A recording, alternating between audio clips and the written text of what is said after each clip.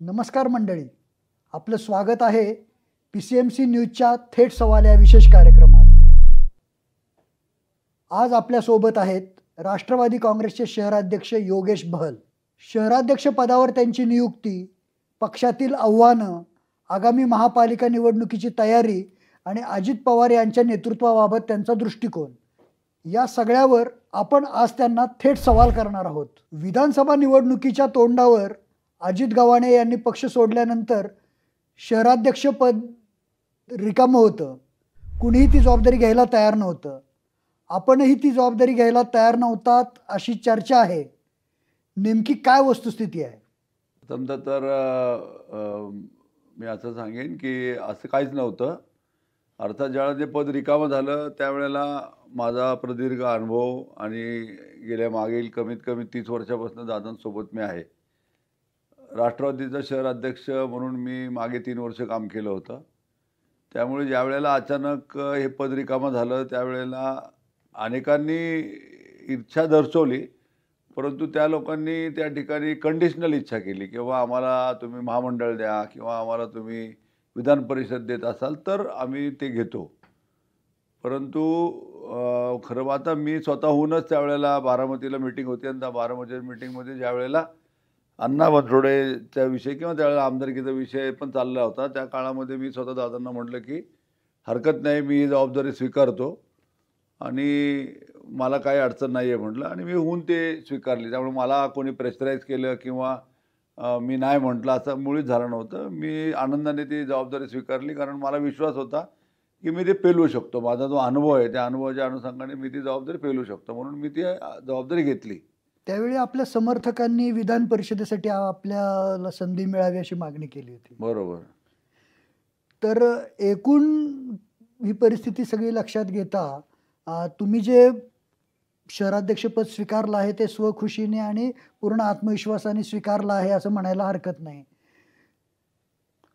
आपण पिंपरी चिंचवड शहरातला जेव्हा विचार करतो तेव्हा राष्ट्रवादीचे अनेक नेते पिंपरी चिंचवड शहरात आहेत, पण अजित पवार आले तरच ते दिसतात. बाकीच्या वेळेला पक्षाचं अस्तित्व शहरात जाणवत नाही. असं का होतंय? वास्तविक आता खरं सांगायचं झालं तर अजूनही आमच्या लोकांना म्हणजे राष्ट्रवादीच्या अजित पवार गटाला असं वाटतं की अजूनही आपण सत्तेत आहोत. कारण त्याचं कारण असं आहे की आदरणीय अजितदादा पवार साहेबांनी 1992 साली महापालिकेमध्ये लक्ष घातलं. 91ला ते स्वतः राजकारणामध्ये आले, खासदार झाले आणि 92 नंतर 2017पर्यंत म्हणजे 25 वर्ष सलग, म्हणजे 92 नंतर जे ते 8 आणि हे पुढचे 17-25 वर्ष, 25 वर्ष कायम आम्ही सत्तेमध्ये राहिलो. आणि कायम म्हणजे सत्तेमध्ये राहिल्यामुळे आता मलाच बघा, मी 6 टर्म झाल्या माझ्या, मी 30 वर्ष सत्तेमध्ये आहे. तर 25 वर्ष सलग महापालिकेची सत्ता असल्यामुळे अजूनही आमच्या लोकांना असं वाटतं की आपण सत्तेमध्येच आहोत.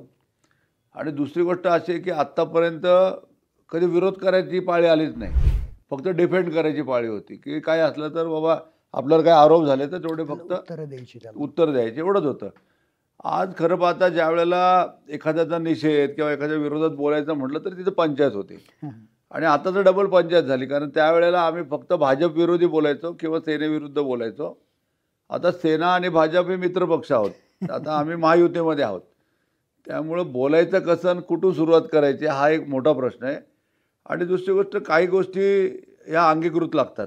जसं आता तुम्ही बघाल तर मारुती भापकर झाला किंवा नेताजी चव्हाण झाला, त्यावेळेला ही मंडळी पूर्वीपासनं सुलभा उवाळे झाली, हे लोक काय विरोधात असणारी जी लोक आहेत. त्यामुळे ह्या लोकांना आज त्यांना सत्तेमध्ये अडचण होते. समजा ते उद्या अचानक सत्तेमध्ये आले तर त्यांना काय करावं असं कळणार नाही. रोल बदलतो एकदम. तर त्यामुळे मग आत्तापर्यंत हिरोच्या रोलमध्ये असलेले अचानक लोकांना तुम्ही विलनचं काम दिलं तर ते अवघड होतं, तशी परिस्थिती. त्यामुळे अजून ते आमच्या लोकांना वाटतं की आपण सत्तेमध्ये आहोत. त्यामुळं ज्यावेळेला दादा येतात त्याच वेळेला काही लोकांची आणि हे दादांनाही कळून चुकलं आहे की मी शहरात आल्यानंतर काय होतं, माझ्या गाडीत कोण बसतं, माझ्या कानात कोण बोलतं, काय बोलतं. तर शेवटी आज त्यांचा एवढा मोठा अनुभव आहे, त्यामुळे दादांना सर्व गोष्टी माहिती आहेत.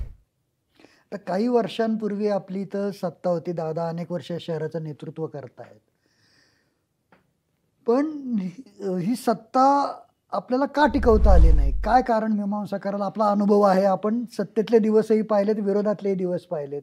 गेल्या निवडणुकीला अशी काय चुका झाल्या किंवा अशी काय कारणं घडली की ज्याच्यामुळे सत्ता गेली? सर्वात प्रामुख्याने मुख्य कारण म्हणजे आदरणीय मोदी साहेबांची त्यावेळेला लाट होती. दुसरं कारण म्हणजे ज्या पद्धतीने महापालिकेची निवडणूक हाताळली गेली. भारतीय जनता पार्टीचं वरती वर्चस्व होतं आणि जे वर्चस्व असताना ज्या पद्धतीने वॉर्डाची रचना झाली, ज्या पद्धतीने काय आमच्यासारख्या लोकांना पाडायचं जे षडयंत्र केलं गेलं, त्यामध्ये आम्ही प्रमुख जे काय असेल, मी असेल, मंगलताई असेल किंवा बाकीचे अजून मान्यवर असतील, की त्यांचे वॉर्ड एकदम विचित्रानं अवघड करून टाकले. आता तुम्ही मंगलताईंच्या वॉर्डाचा विचार केला तर ते राहायला कुठे संभाजीनगरला. डॉक्टर बाबासाहेब आंबेडकर पुतळ्याच्या मागपर्यंत ते फरफडत तो वॉर्ड आणलेला आहे. मी राहायला संत तुकाराम नगरला. संत तुकाराम नगरमध्ये आता जिथं मी इंटरव्ह्यू देतो हा तुमचा भागसुद्धा माझा मतदारसंघ आहे. म्हणजे हाफकिन इन्स्टिट्यूट, हिंदुस्थान अँटिबायोटिक्स, खरडवाडीचा काय पार्ट, पिंपरीतला काय पार्ट, नाणेकर चाळ, कासरवाडीचा निम्मा भाग, फार फुगेवाडीपर्यंत आम्हाला फरफटत नेले. म्हणजे अशा पद्धतीने काही वॉर्डाच्या रचना केल्या, अशा प्रकारच्या काही नीती राखल्या गेल्या की जेणेकरून कुठल्याही परिस्थितीमध्ये पुन्हा राष्ट्रवादीची सत्ता येऊ नये अशा पद्धतीने.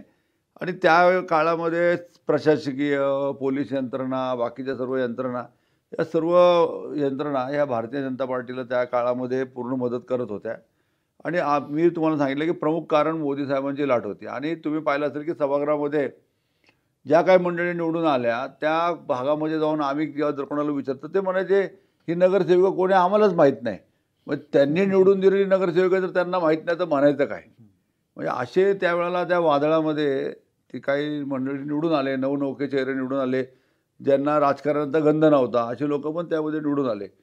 अर्थात कामाच्याबद्दल म्हटलं तर कोणत्याही आंधळ्या माणसाला जरी तुम्ही विचारलं तर तो सांगेल की अजितदादांनी या शहराचं कायापालट केलेलं आहे. अजितदादा या शहराचे शिल्पकार आहेत किंवा अजितदादाची काम करण्याची पद्धत, त्यांची बोलण्याची शैली, त्यांचा प्रशासनावर असलेला वचप किंवा महाराष्ट्रामध्ये जो नावलौकिक मिळालं आज आपल्याला, महाराष्ट्रामध्ये नाही देशामध्ये नाव झालं पिंपरी चिंचवडचं.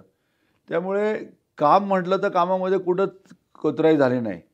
परंतु त्या काळामधल्या ह्या ज्या 2-3 कारणं आहेत त्या कारणांमुळे आम्ही सेटबॅकला गेलो आणि सेटबॅकला गेल्यामुळे या अडचणी आल्या. मागच्या निवडणुकीच्या वेळेला ॲज अ पत्रकार म्हणून मी जे काही निरीक्षणं केली होती त्यानुसार माझाही अंदाज होता की राष्ट्रवादीच्या जागा कमी होतील पण सत्ता टिकेल. बरोबर आहे. आम्हाला माझाही अंदाज चुकला होता त्यावेळेला. सगळ्यांचेच अंदाज चुकले ना, सगळ्यांचे. कोणालाही वाटलं नव्हतं. मी तुम्हाला काय म्हटलं की हे अनपेक्षित घवघवीत यश भारतीय जनता पार्टीला त्यावेळेला मिळालं. हे भारतीय जनतालाच माहीत नव्हतं. कारण स्वतः आम्ही ऐकून असं की इव्हन देवेंद्र फडणवीस साहेब म्हणत होते की बाबा आमचे 30-35 सीट लागतील.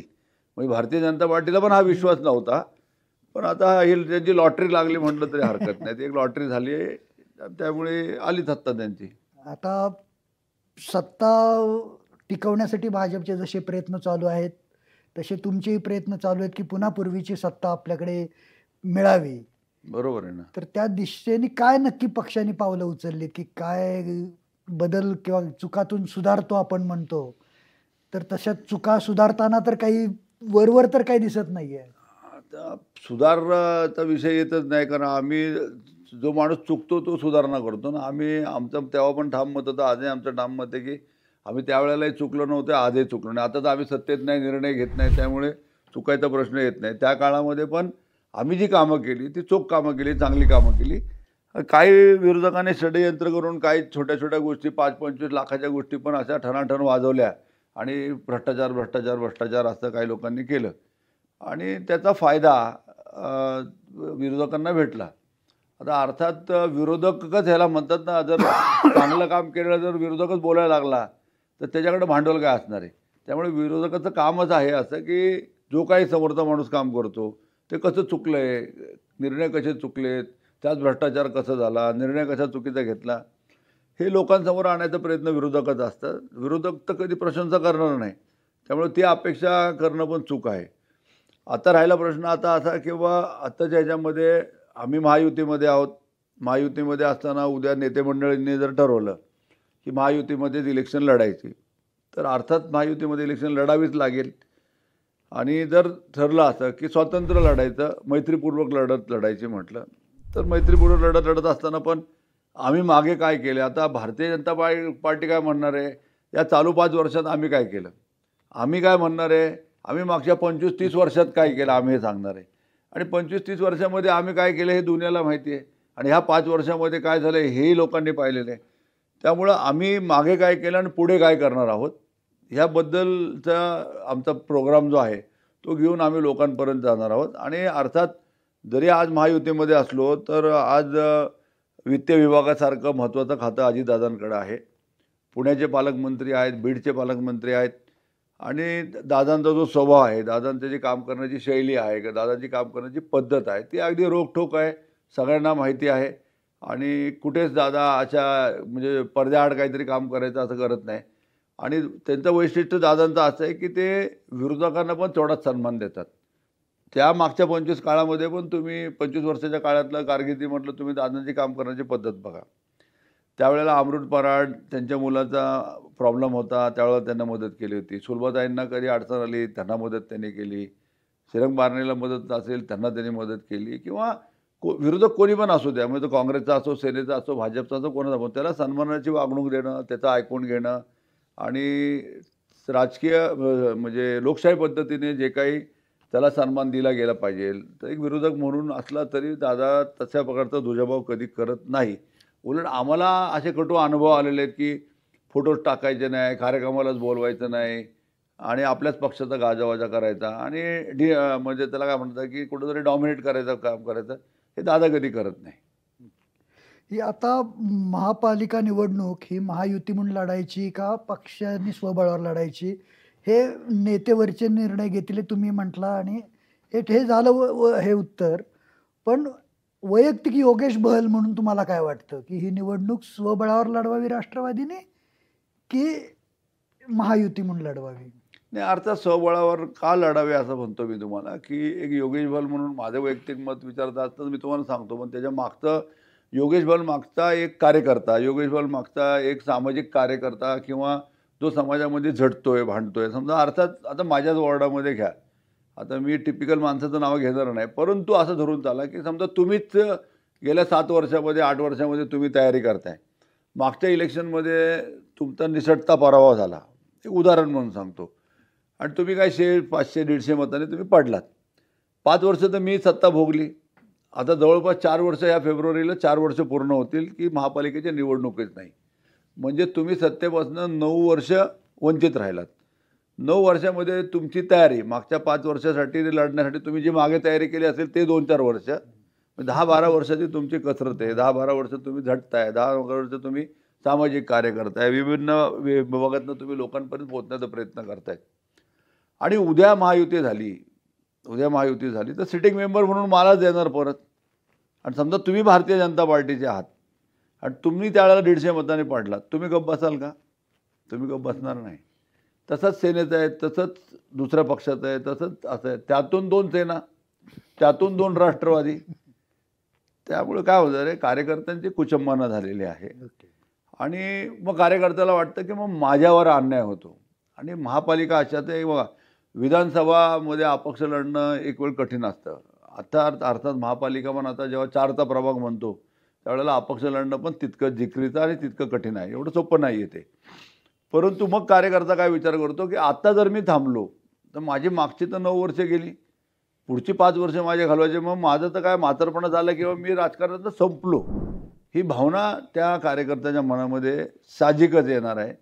त्याच्या मागं असणारे त्याचे जे काही पाठबळ त्याच्या मागं असतं, त्याचे कार्यकर्ते असतील, महिला असतील, युवती असतील, युवक असतील किंवा स्लममधला कार्यकर्ता असेल, तर त्याची ही ताकद वाया जाईल ना. उद्या आता महायुती झाल्यामुळे मग काय होणार की बाबा जे जे सिटिंग आहे त्यांना देणार, क्वचित एखादा बदल होऊ शकतो, परंतु सिटिंगला प्राधान्य देणार. बाबा 3 भाजपचे होते, 1 राष्ट्रवादीचा होता.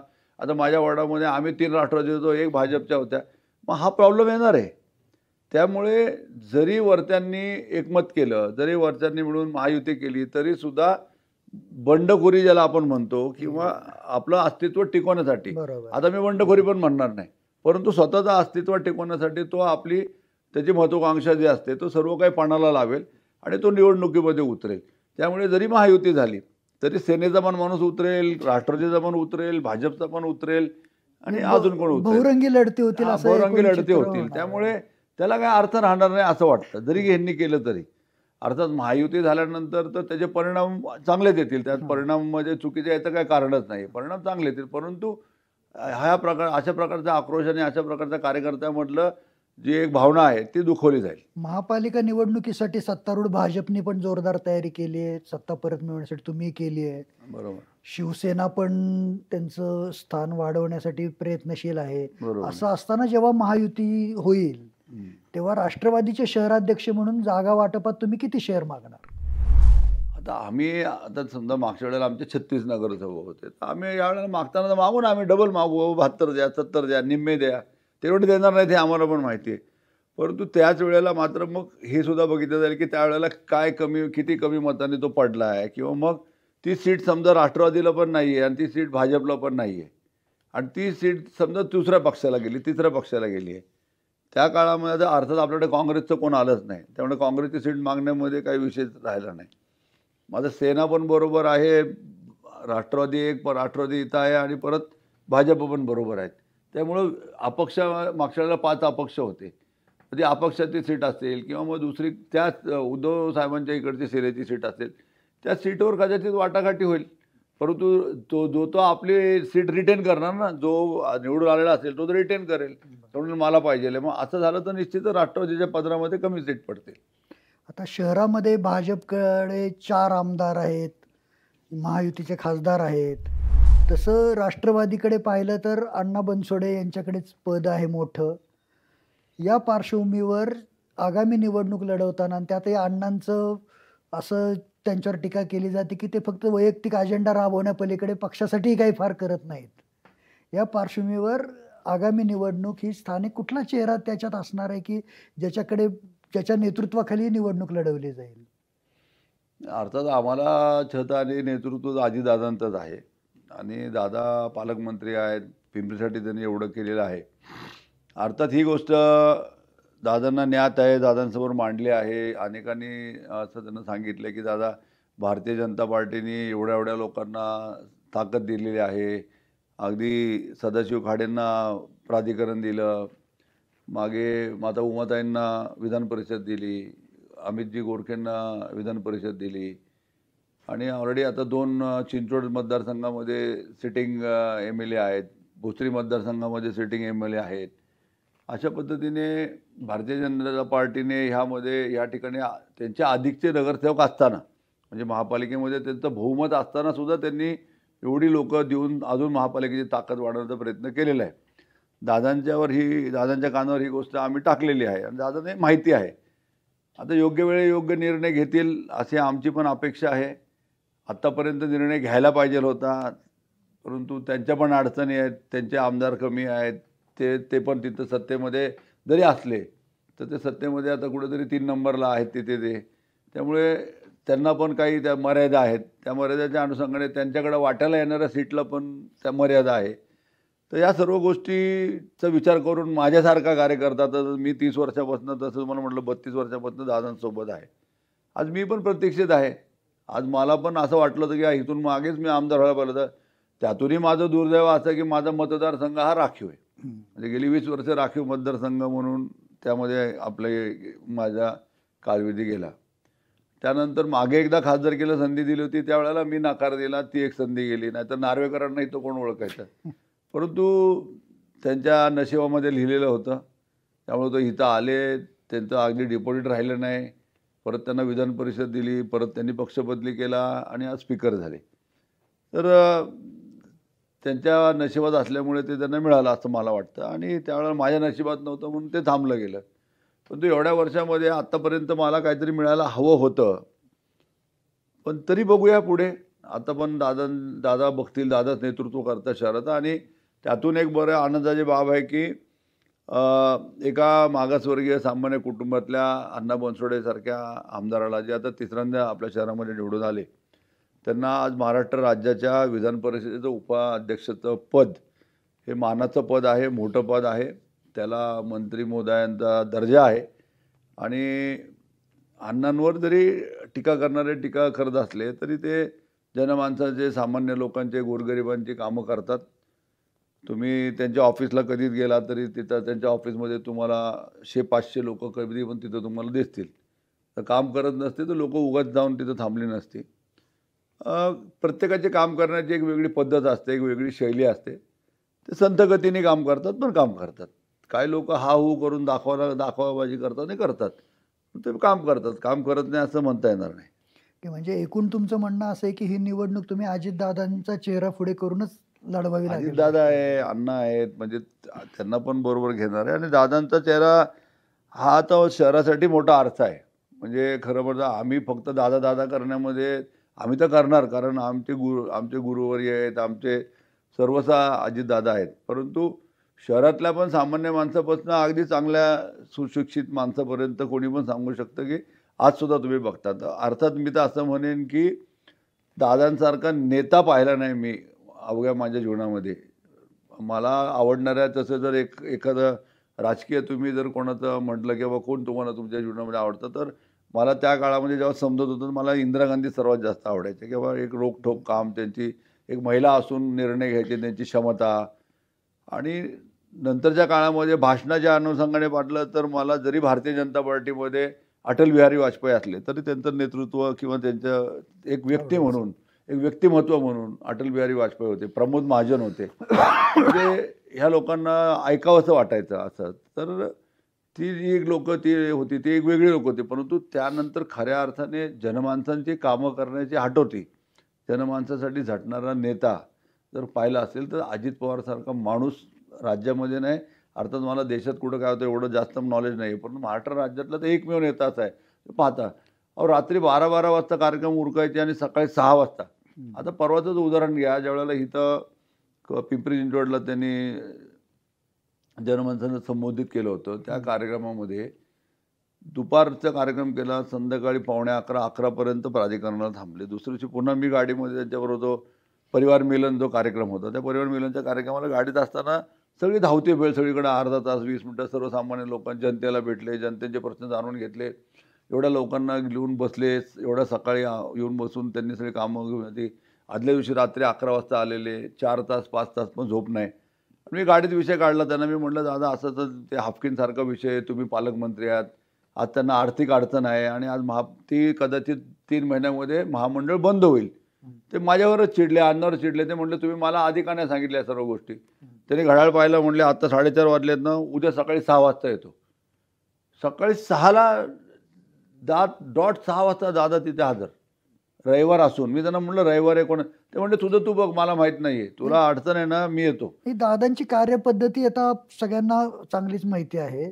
तर आता विषय निघालाच आहे जनसंवाद कार्यक्रमाचा. तर त्याच्यावरून एक प्रश्न आहे की दादांच्या जनसंवादला साधारण 5,000 लोकांनी तिथं गाऱ्हाणी मांडली. हे कौतुकाची बाब आहे की अजितदादांनी त्या प्रत्येकाचं ऐकून घेतलं. पण त्याबरोबरच एक प्रश्न असा निर्माण होतो की 5,000 गाऱ्हाणी अजूनही शहरात आहेत. ही गाऱ्हाणी सोडवण्यासाठी राष्ट्रवादीकडे काय योजना आहे? योजना असं नाही ना, मग सत्ताधाऱ्यांना हा विचारला असतं तर काय आलं असतं. समजा ते पण सत्तेमध्ये पालकमंत्री आहेत, परंतु आता छोट्यातली छोटी कारणं पण असतात. आणि लक्षात घ्या, तिथे फक्त महापालिकेशी संबंध गाऱ्हाणे नव्हते. तिथे MSEB होतं, तिथं PMRD होतं, तिकडे वॉटर सप्लायची लोकं असतील, MIDCची लोकं असतील, सर्व विभागाची लोकं तिथं होती. आणि सर्व विभागाच्या लोकांच्या वेगवेगळ्या अडचणी होत्या. त्या सर्व अडचणीच्या साधारणतः सर्वांची कागदं घेणं, त्याला करणं. आणि आत्ता पण त्यांचं बॅक ऑफिस जे आहे त्यांचे 6-6, 7-7 जर तुम्ही आता पुण्याला जाऊन जर, तर मी कालच तिथे गेलो होतो, तर जेवढे त्यांनी लोकांकडनं त्यांच्या प्रॉब्लेम्स ऐकून घेतलेले, त्यांची निवेदनं घेतली, त्या प्रत्येक निवेदनावर त्यांचं काम चालू आहे. प्रत्येक निवेदनात ते तिकडं कलेक्टरकडं लोक आहेत, विभागीय आयुक्तांकडे लोक आहेत. काल विकास पाटील साहेब आपल्या कमिशनरकडे 1.5 तास बसून होते. तर त्याचा पाठपुरावा होतो. आणि दादांची एक वैशिष्ट्य आहे की तुम्ही त्यांना एवढीची चिठ्ठी द्या, नाही तर 4 पानं एवढी हातभर द्या, संपूर्ण वाचून काढतात. आणि वाचून काढल्यानंतर इमिडिएट त्याला रिप्लाय पण असतो. स्वतः फोन करतील, अधिकाऱ्यांशी बोलतील, त्यांच्या पेला म्हणतील की तुम्ही करा. त्यामुळे कसं होतं की ह्या पृथ्वीतळावर 100% तर परमेश्वर पण प्रश्न सोडू शकणार नाही आहे. परंतु जी दादांची हटवटी आहे, जी कार्यपद्धती आहे, ज्या पद्धतीने लोकांना एक विश्वास होतो, या माणसाकडं आपण काम नेलं तर काम होईल, आणि ते तसं करतात, प्रयत्न करतात. 5,000 त्यांच्याकडे अडचणी आल्या असतील, कामं करतात ना सर्व लोक. आता मी कामं करतो, आता मी सध्या दुकानामध्ये 30 वर्ष काम करतो, प्रश्न सुटत नाही ना, सर्व प्रश्न संपत नाही. रोज नवीन काहीतरी प्रश्न असतो, रोज नवीन अडचणी असतात. आता 15 वर्षापूर्वी टाकलेल्या ड्रेनेजच्या लाईन, 15-20 वर्षापूर्वी टाकलेल्या पाण्याच्या लाईन. आता लोकं पूर्वी एक छोटं घर होतं. UDPCRच्या नियमांमुळे आता 4-4, 5-5, 6-6, 10-10, 25-25, 50 मजली व्हायला लागले. तर त्याच्यावर येणारा जो ताण आहे, तो वाढणार आहे. त्या अडचणी वाढणार आहे. म्हणजे ड्रेनेजचे प्रॉब्लेम राहणार, कमी दाबाने पाणी मिळण्याचा प्रश्न राहणार, कचऱ्याची समस्या राहणार, शाळेचे प्रश्न असतील, वाहतुकीचा प्रश्न असेल, वाहतुकीची कोंडी असेल. या गोष्टी जशी आता लोकसंख्या वाढणार आहे, जसं तुम्ही प्रगती करताय, त्याचे काहीतरी दुष्परिणाम पण दुसऱ्या बाजूला होतो ना, की म्हणजे ज्यावेळेला तुम्ही सगळंच पॉझिटिव्ह करता असं नाही. पॉझिटिव्ह करत असताना काही गोष्टी निगेटिव्ह पण त्यातनं होतात. त्यामुळं अगदी चांगली औषधं पण जास्त खाल्ली तरी त्याचा दुसरा परिणाम होतोच ना.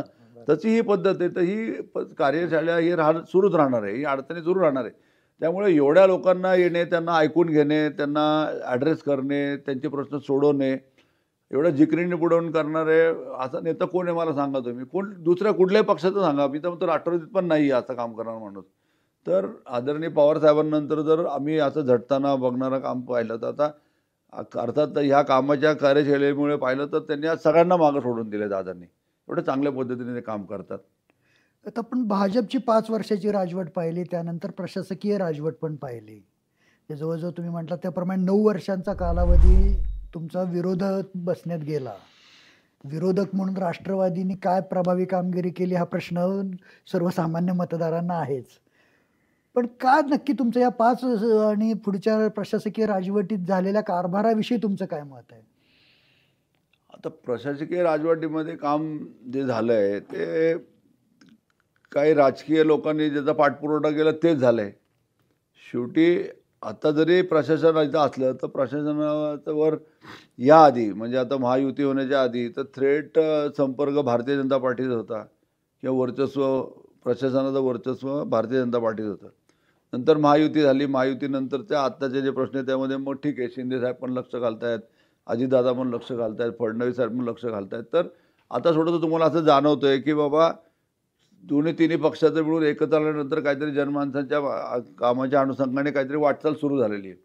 मागे तर प्रशासनाला जे वाटायचं किंवा भारतीय जनता पार्टीला जे वाटायचं तेच व्हायचं त्यावेळेमध्ये.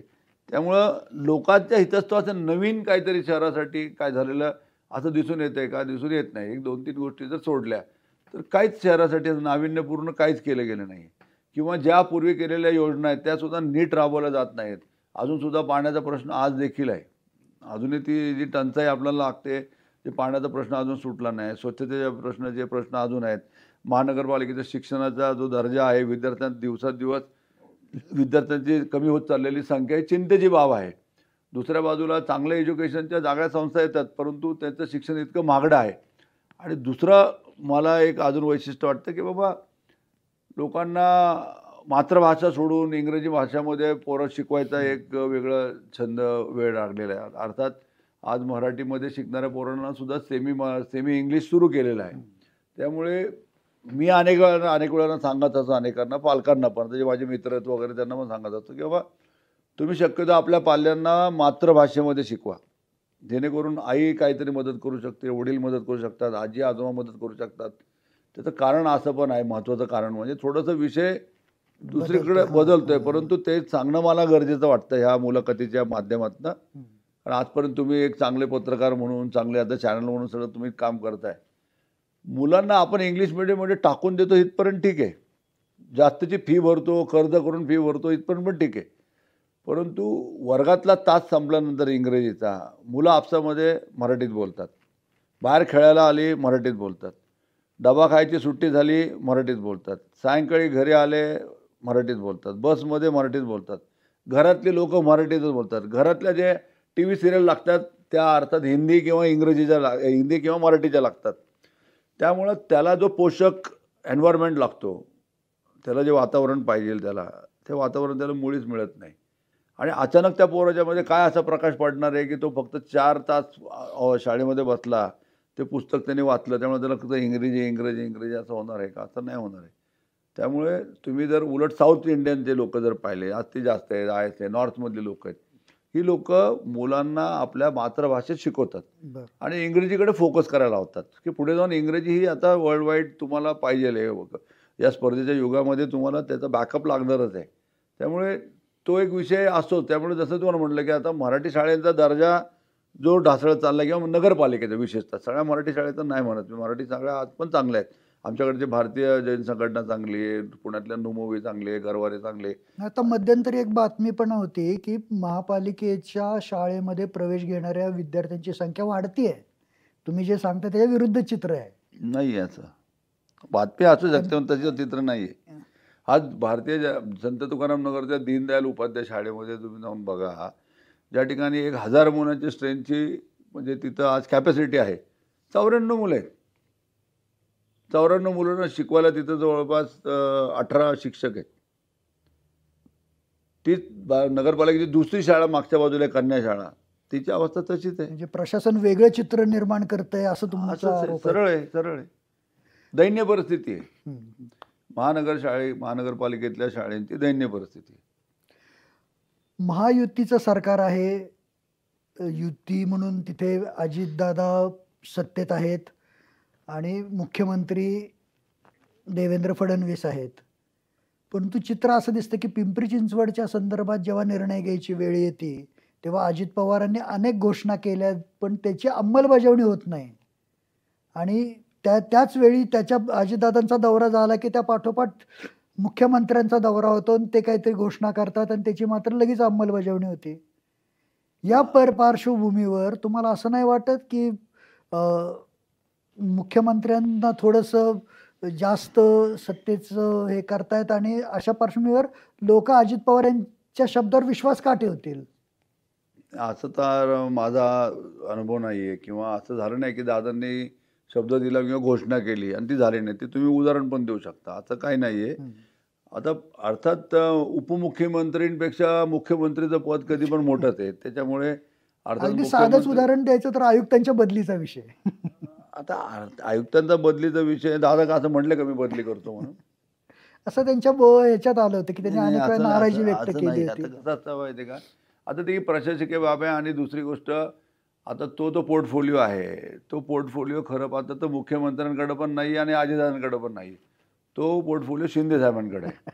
नगररचना जिथनं या बदल्या होतात तो शिंदे साहेबांकडे आहे. मग आता शिंदे साहेब काय बोलत नाही, मग त्यांना पाहिलं ते करतात असं म्हणायचं का मग? आता थेट निवडणुकांवर पुन्हा एकदा येऊयात आपण. महापालिका निवडणुकीसाठी राष्ट्रवादी काँग्रेस खरोखर तयारीत आहे का? 100% तयारीत आहोत. आम्ही 100% तयारी केलेली आहे. आमचे कार्यकर्ते, आमचे सर्व आजी माजी पदाधिकारी सर्वजण कामाला लागलेले आहेत आणि आम्ही आमच्या पद्धतीने महापालिकेमध्ये राष्ट्रवादी काँग्रेस पक्षाची एक हाती सत्ता कशी येईल याकडे आमचं सर्वांचं लक्ष आहे आणि तेवढंच पुरतं आम्ही आमचं लक्ष केंद्रित केलेलं आहे. विधानसभा निवडणुकीच्या वेळेला तुमचे अनेक सहकारी सोडून शरदचंद्र पवार गटात किंवा अन्य पक्षात गेले. त्यातील काही जण आता परत आलेले आहेत. तर जे परत आलेत त्यांना पूर्वीची सन्मानाची वागणूक मिळणार का? आता आले घरात म्हटल्यावर मग सन्मानाचे घेतले नसतं तर मी वेगळं काहीतरी टीका टिप्पणी केली असते. परंतु त्यांना तेवढ्याच सन्मानाने घरात घेतलंय म्हटल्यावर तेवढाच सन्मान त्यांचा राहील आणि त्याच सन्मानाने त्यांना वागणूक दिली जाईल. आणि त्यामुळे आता ते काय आमच्यातले वेगळे घडे आणि आजही म्हणजे अशा परिस्थितीमध्ये आजही काही जी बाकी लोक समजा राष्ट्रवादीमधनं किंवा शिवसेनेत पण काही आमच्यातली मंडळी गेली किंवा इतर पक्षामध्ये आमची मंडळी गेली, अगदी उद्या भाजपमधलं पण कोणी यायचं असेल इथं तर त्याला आम्ही घेऊ ना. शेवटी कसं आहे, चांगला त्याचं वर्तणूक चांगली आहे, काम चांगलं आहे, शेवटी सत्ता कोणाला नको आहे? सत्ता सर्वांना पाहिजे. भारतीय जनताला पण सत्ता पाहिजे, राष्ट्रवादीला पण पाहिजे, पवारसाहेबांना पण पाहिजे, उद्धवसाहेबांना पण पाहिजे. सत्ता सर्वांना पाहिजे ना. त्यामुळे जे मेरिटचे कार्यकर्ते आहेत, जे मेरिटवर आहेत, त्यांच्या जे चारित्र्य संपन्न आहेत, चांगले लोक आहेत, एज्युकेटेड आहेत, अशा लोकांना निश्चित तिथं संधी दिली जाईल. मग तो कुठल्याही पक्षातनं आला तरी त्याचं स्वागत करू आम्ही. योगेश बहल यांच्यासोबत झालेला हा स्पष्ट आणि मनमोकळा संवाद आपण ऐकलात. शहराध्यक्षपदाची जबाबदारी, पक्षातील आव्हानं, महापालिका निवडणुकीची रणनीती आणि अजित पवारांच्या नेतृत्वाबद्दल त्यांचे विचार, हे सगळं आपण आज उघडपणे त्यांनी मांडलं. आणि आजच्या थेट सवाल कार्यक्रमात इथंच थांबूयात. पुढच्या कार्यक्रमात आपण भेटूयात नवीन पाहुण्यांसह. तोपर्यंत पाहत रहा PCMC न्यूज. नमस्कार. नमस्कार.